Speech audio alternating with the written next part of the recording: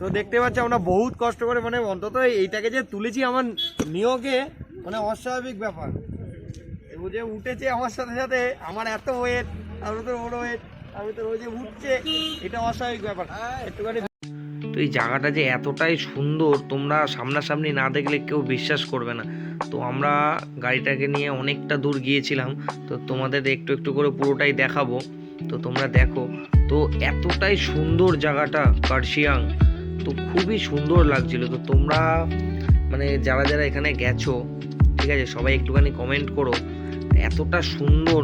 আর আমার গাড়িটা যে এত সুন্দর সাথ দিয়েছে আমার সাথে, তো লিটারালি এতটাই সুন্দর পরিবেশ, ওখানকার মানুষজন এত ভালো, ঠিক আছে। তো ওরা আমাকে এখানে বলছিল যে এই ভিতরে ঢুকতে গেলে টিকিট লাগবে, তো আমি আবার জিজ্ঞাসা করে আসলাম যে কত টাকা কি টিকিট কি বৃত্তান্ত। তো মোটামুটি খারাপ না, কম প্রাইসে ঠিকই আছে। এখানে সব জিজ্ঞেস করছিল যে কিরম কি টিকিট। তো চলো ভিতরে ঢুকে, এখানে আমরা খিদে পেয়েছিল, নিয়ে নিয়েছিলাম আলু মিমি। তো ওখানকার এটা ফেভারিট সবার ডিশ।